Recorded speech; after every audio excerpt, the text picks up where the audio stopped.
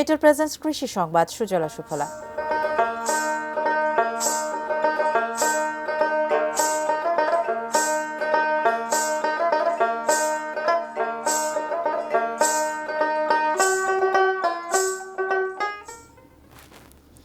মুন্সিগঞ্জে গৃহবধূ শারমিন আক্তার ফার্মি মুরগির খামার করে এখন স্বাবলম্বী। মুন্সিগঞ্জ প্রতিনিধি ভবতোষ চৌধুরী নুপুরের তথ্য, ছবিতে ডেস্ক রিপোর্ট। নিজের একটি পরিচয়, নিজের একটি প্রতিষ্ঠান, সবার স্বপ্ন। তেমনি স্বপ্ন ছিল মুন্সিগঞ্জের টঙ্গীবাড়ি উপজেলার নোয়াদ্দা গ্রামের গৃহবধূ শারমিন আক্তারের।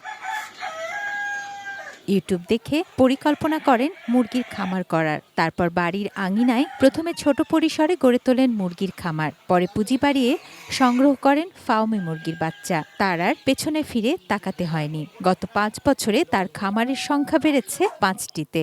ওরা 20 ডিম হিসাবে নিয়ে যায় আমাদের থেকে। দুপুরবেলা কিন্তু মুরগির ঘাস পাতাটা দেওয়া খুবই জরুরি। মুরগির কাঁচা ঘাস পাতা যদি খাইতে পারে ওটা ভালো, বা খাবারের কস্টিংটা আমাদের কম হয়। এখন মুরগির ওদের রোগ প্রতিরোধ ক্ষমতা খুবই ভালো।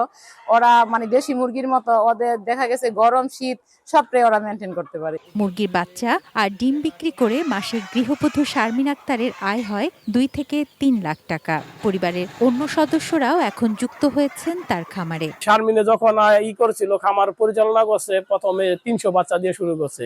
এখন তো আল্লাহর রহমতে আমাদের খামার ভরা মুরগি আছে প্রায় 1200 প্লাস। আমরা এখানে আপনার বাড়িতে খুচরা মূল্য বেছিল 60 টাকা। নিজ প্রচেষ্টায় শারমিন আক্তার একজন দক্ষ নারী উদ্যোক্তা। তিনি অনুপ্রেরণা হতে পারেন নতুন উদ্যোক্তাদের। আমাদের প্রাণী সম্পদ দপ্তর থেকে তাকে সরকারি নির্ধারিত মূল্যে টিকা প্রদান করা হচ্ছে, তাদেরকে চিকিৎসা সেবা প্রদান করা হচ্ছে, এমনকি কৃমিনাশক ঔষধও বিতরণ করা হচ্ছে। তাদের বিভিন্ন প্যাকেজে তাদেরকে প্রশিক্ষণ প্রদান করে দক্ষ করা হচ্ছে। তুনাজ জিনা তনু, ডেস্ক রিপোর্ট, ATN নিউজ।